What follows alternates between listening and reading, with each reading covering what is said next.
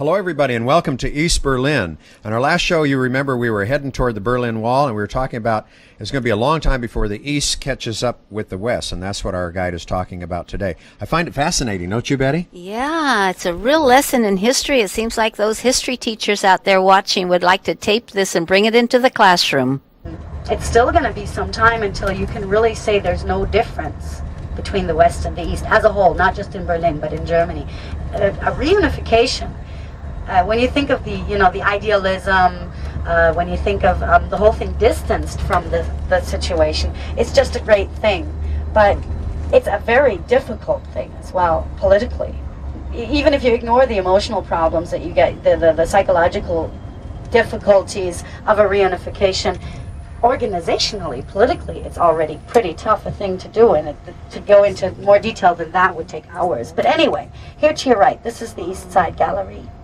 And see what I mean? It seems endless. And just imagine seeing the roofs on the other side and realizing as an East German that you would never be going there. Or believing that anyway. Nobody knew that the wall would come down when it actually eventually did.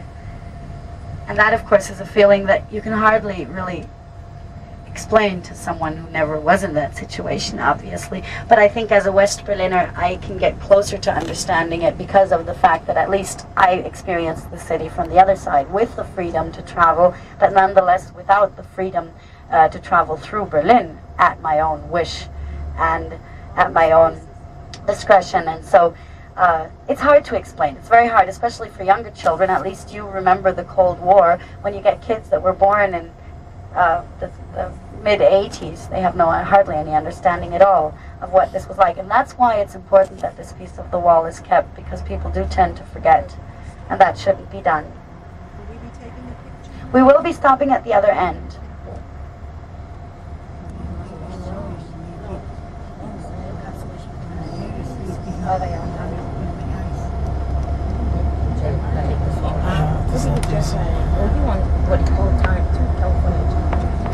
By the way, just to explain again, we're on the east side, and this was a piece of the inner wall.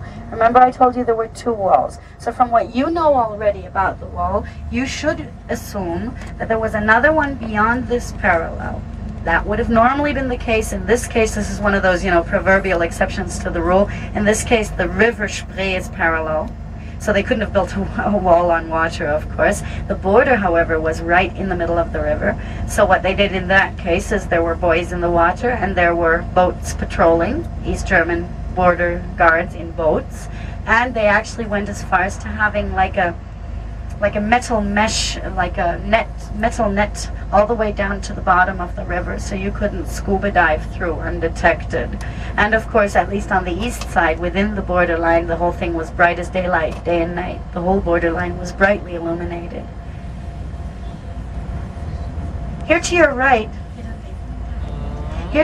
is the most famous picture of the East Side Gallery, the painting of Leonid Brezhnev and Erich Honecker. You recognize the two? Yes. And we'll be stopping across the street from this. This is something you might want to get a picture of. And the painting is called The Fraternal Kiss. There's no homosexual indication here, but rather anyone who grew up witnessing the East Bloc politicians knows that the fraternal kiss is a Russian tradition. And it was a tradition that therefore became quite common amongst East Bloc politicians during the Cold War. It's a sign of respect, I think, in Russia, for two men to kiss each other on the mouth. On the mouth, yeah. Yes, on the mouth. Yes. That's important. I know. And so that's the implication here, because the subtitle to this painting, The Fraternal Kiss, the subtitle is, Dear Lord, I don't speak Russian, but I've been told I'm paraphrasing, I think. It says something like, Dear Lord, help us overcome this deadly love. And that in itself, when you consider this was painted in 1990, that it's saying what it does, and that it was painted by an artist from Moscow. Now that's a little detail that also makes it interesting. Okay? By the way, here to your left, also, there's another painting that I am very sad that it was damaged. You can see how a lot has been smeared over the original build of paintings, and that one I'm very sad about because I found that a very interesting one. you see where that one person is standing leaning over just a moment ago? You see the half of the David star? And on the other half, instead of a David star, you have broken mirror. And then you have the date November 9th of 1938. And what you can't read anymore is November 9th of 1989. The realization that November 9th is a date that has happened again and again in German history. November 9th of 18 was the collapse of monarchy. November 9th of 1928, 28, the Putsch in Munich. November 9th of 1938, the Crystal Night. November 9th of 89, the collapse of East Germany. Okay, that's a very important date. And they were drawing the parallel between the Crystal Night, of course, therefore the night of broken glass, the David Star of David and the broken mirror. And that's too bad someone painted PLO across it. Well, Betty, what is your impression here of what we see left of the Berlin Wall? This was a real traumatic thing for me. This is something we'd heard about and read about, but to be actually there on the spot, it just brings back, the horror of that episode in our history. I mean, in the era before, the Nazi era, and then of course the communist era in East Berlin. Just really something. But like you say, it's very impressive when you see here. And I'm glad that they left at least these portions of the Berlin Wall. I'm just wondering, though, over a period of time, whether or not this is all going to crumble, or just what's going to happen. Oh, I hope not. This is the thing that really concerns me. But when we look at this right now, this sort of looks like graffiti that we would see on our walls here, and we would say, isn't that awful? But this is not graffiti. This is history. This is emotion. This is everything combined. Right, and when you think of all the people from all over the world that wanted to come and write something on this wall, I mean, that really makes a very, very big statement, I think. Don't you think so? Oh, yes.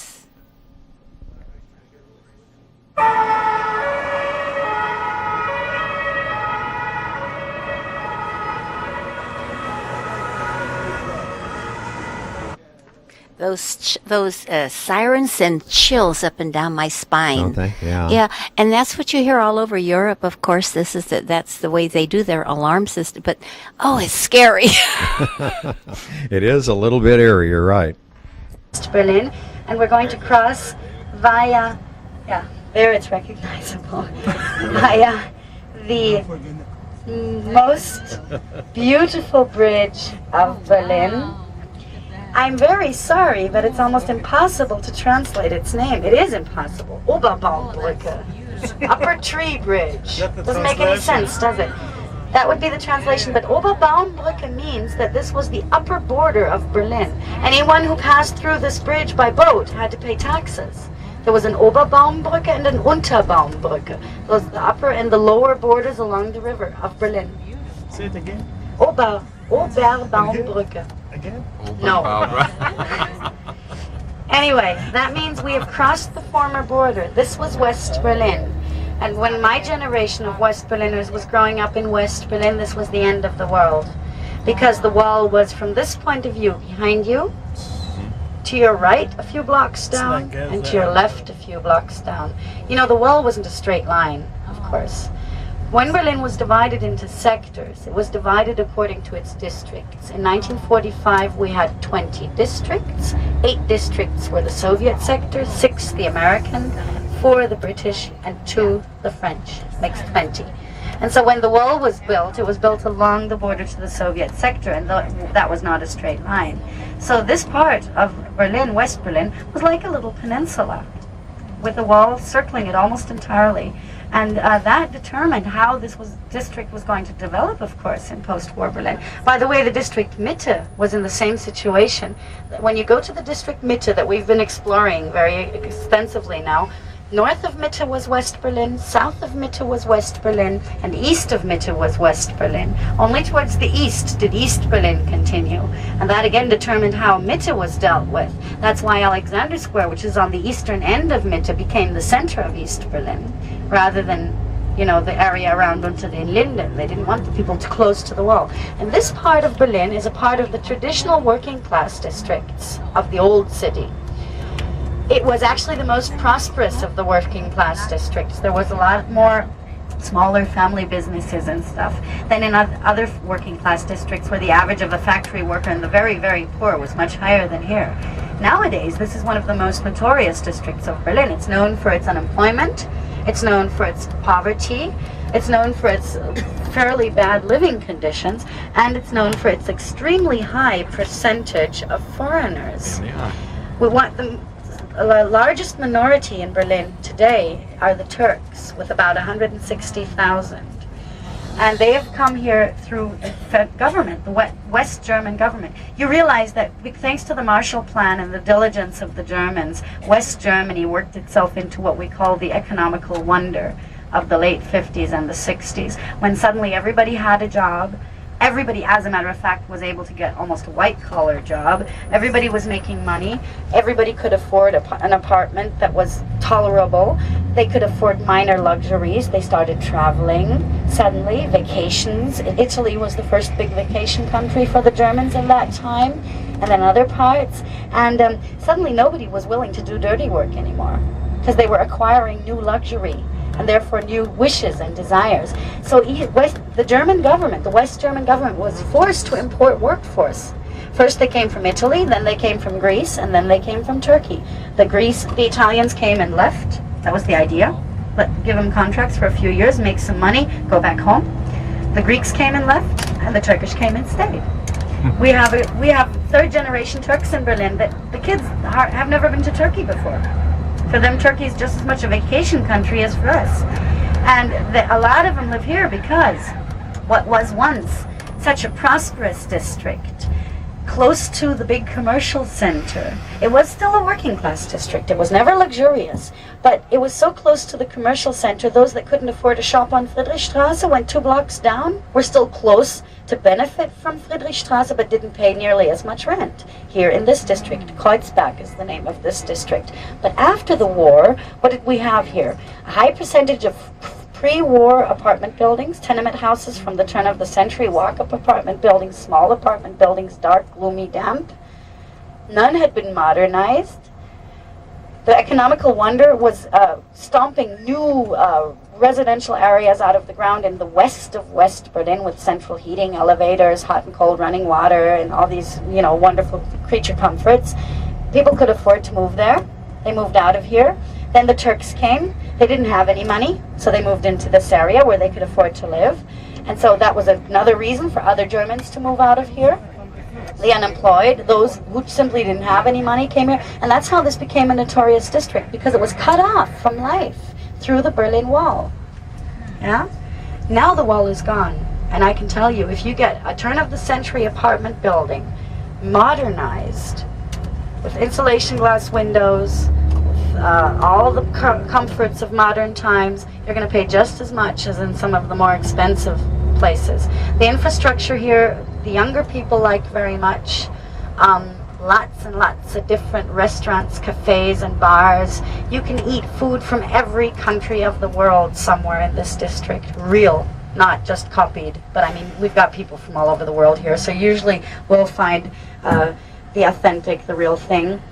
And culturally, subculturally, it's quite an interesting district.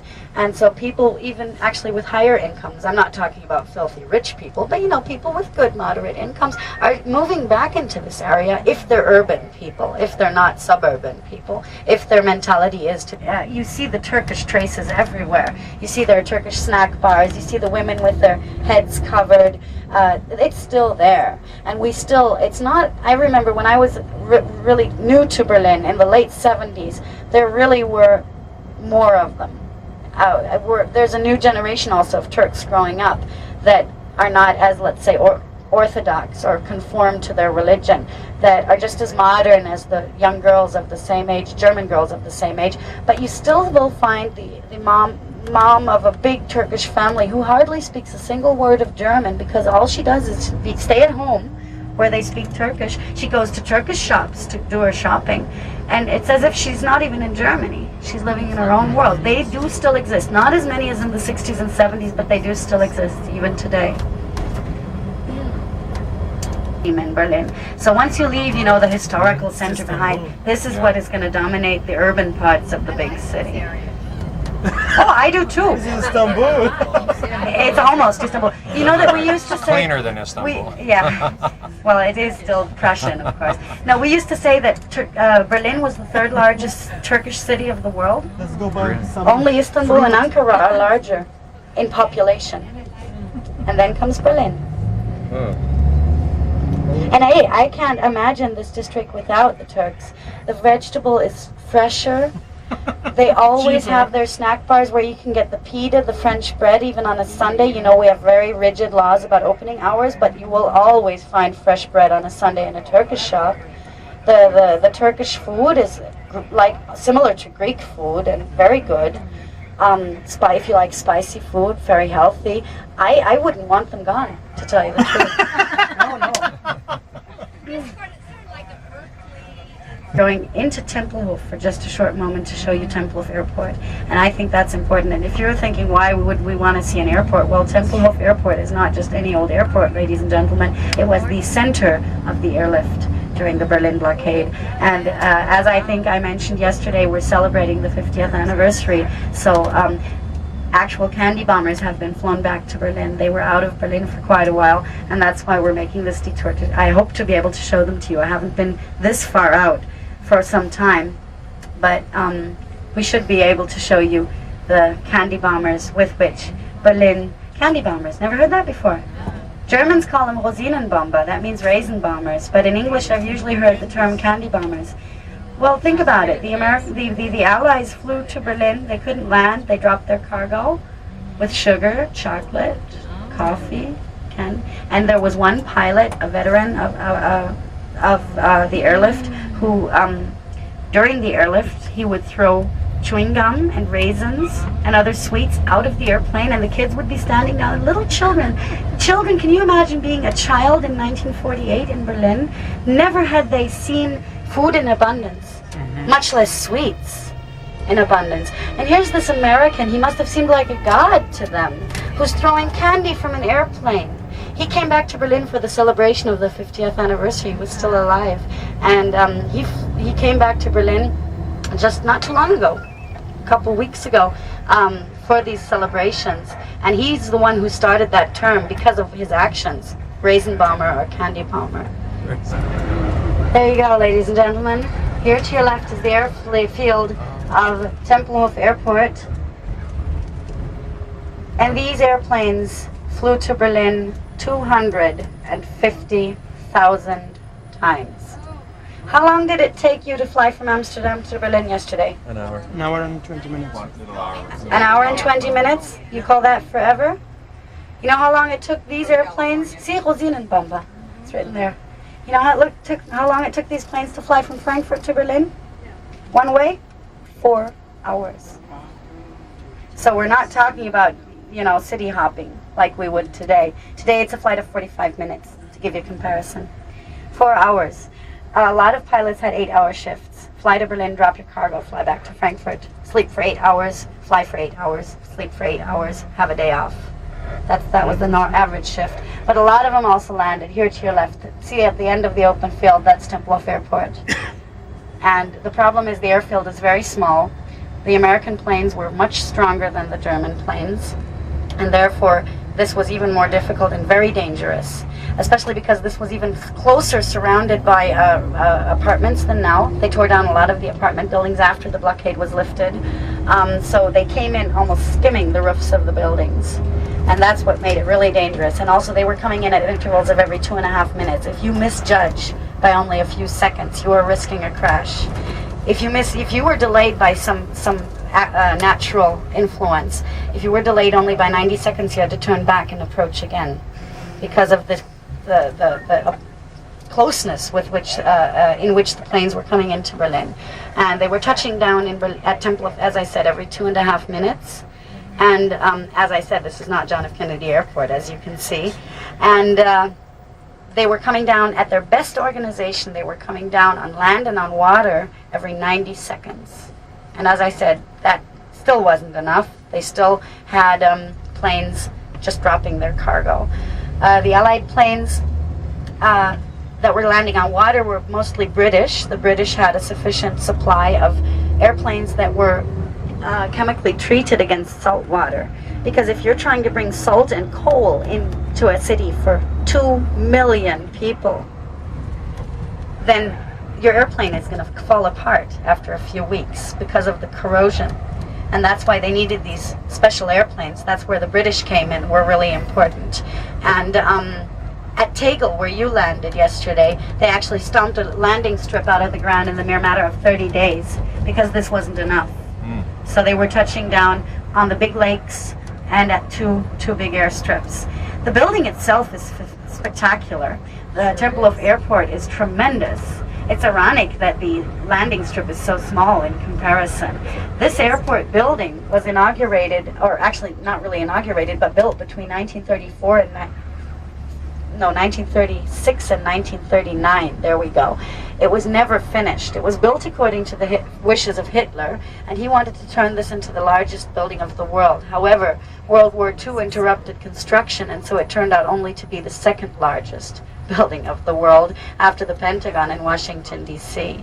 And your approach from the back, I've not done that in such a very long time. That gives you a chance of estimating how big it is. When you see it only from the front, it doesn't really look that big. And actually from no ground level can you really see how big it is, only from an aerial view.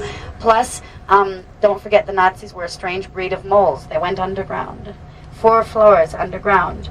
The Germans never inaugurated this as an airport, but they did use the building underground during World War II for the final assembly of military airplanes. Because if you lose separate parts, that's not such a loss through bombing. But if you lose a finished airplane, you're losing a lot of money and time and workforce. And so that's why they put the final assembly underground. We have train tracks going underground. They were able to bring all the parts of airplanes into the airport underground and to assemble the airplanes underground. That's how big this airport is. Okay? And then the Allies actually inaugurated this building as an airport building. And after the blockade was lifted in June of 1949, or May of 1949, this was still used as a civilian airport because, of course, you realize the transit routes weren't guaranteed and safe and easy to use in the very beginning.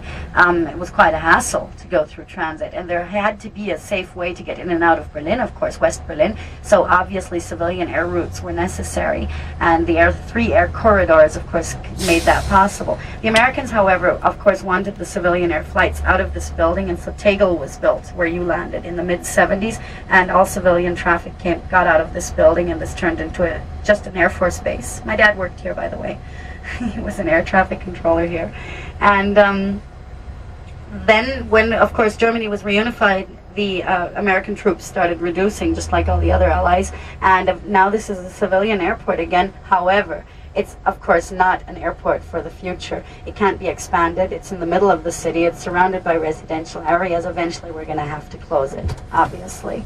The noise pollution and the pollution in general is unacceptable, according to our laws and our understanding of pollution today.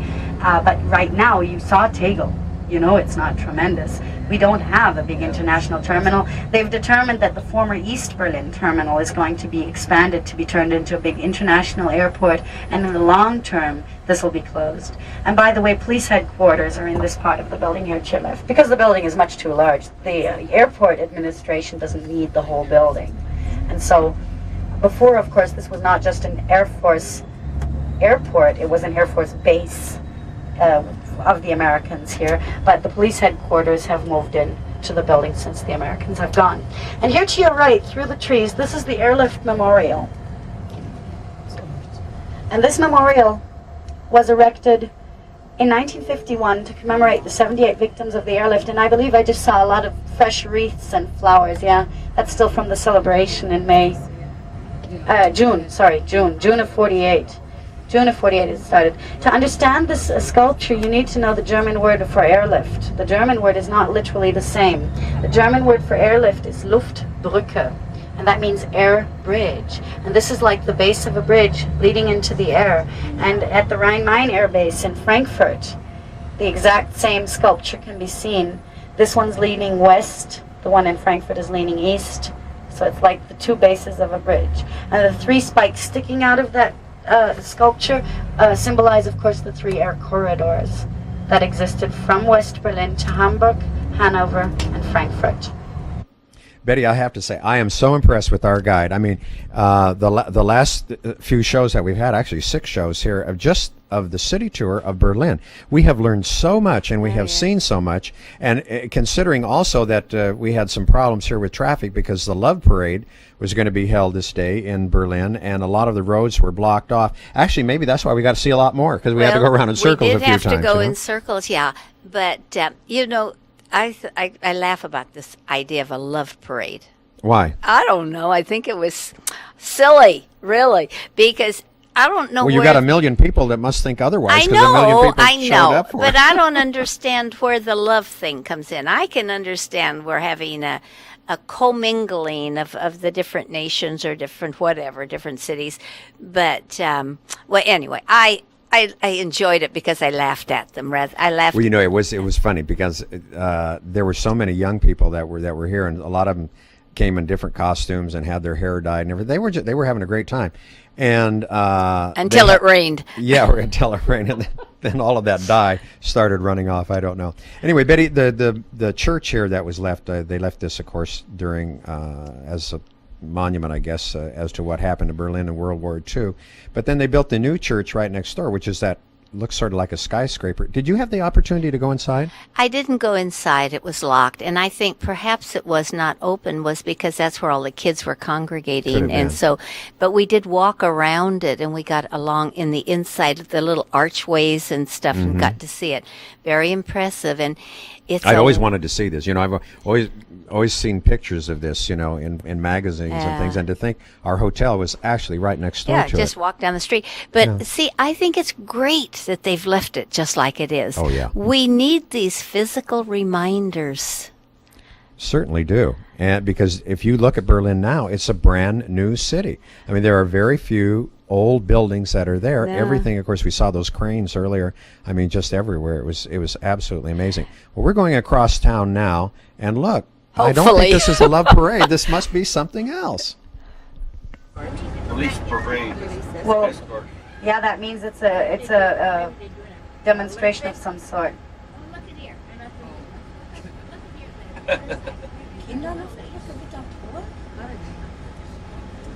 And Are they escorting somebody important? No. They're not escorting something. They're running for a cause. Here it says Children's Airlift. Vita Pool is a prominent actress here, and I assume that they're running from Omsk in what, Russia to Strasbourg, I think. I don't know. I read it briefly. I forgot again. And they're running for raise money. to raise money, right? Well, Betty, that's just about all the time that we have. However, if people are interested in contacting you about trips that we have coming up, they should give you a call At 488-7443. Bye-bye. Bye-bye.